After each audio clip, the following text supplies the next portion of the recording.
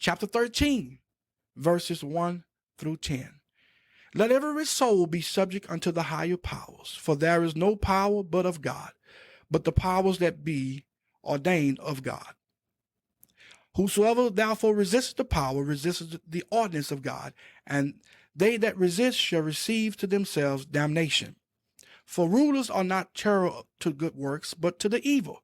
Wilt thou then not be afraid of the power? Do that which is good, and thou shalt have praise of the same. For he is the minister of God to thee for good. But if thou do that which is evil, be afraid. For he beareth not the sword in vain. For he is the minister of God, a revenger to execute wrath upon him that doeth evil. Wherefore ye must needs be subject, not only for wrath, but also for conscience sake. For this cause pay ye tribute also, for they are God's ministers, attending continually upon this very thing. Render therefore to all their dues, tribute to whom tribute is due, custom to whom custom, fear to whom fear, honor to whom honor. Owe no man anything but to love one another. For he that loveth another hath fulfilled the law. For this, thou shalt not commit adultery. Thou shalt not kill. Thou shalt not steal. Thou shalt not bear false witness. Thou shalt not covet. And if there be any other commandment, it is briefly comprehended in this saying, namely, thou shalt love thy neighbor as thyself. Love worketh no ill to his neighbor. Therefore, love is the fulfilling of the law. Now, Paul is saying that we ought to obey the laws of the land.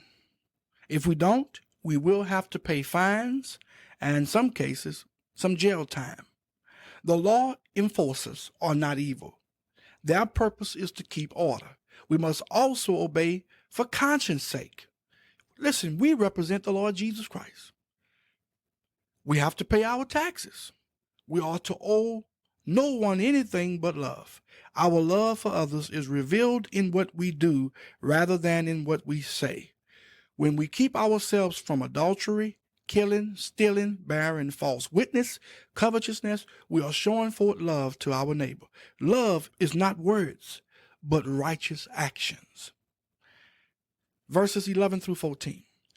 And that, knowing the time, that now it is high time to awake out of sleep, for now is our salvation nearer than when we believed. The night is far spent, the day is at hand. Let us therefore cast off the works of darkness, and let us put on the armor of light.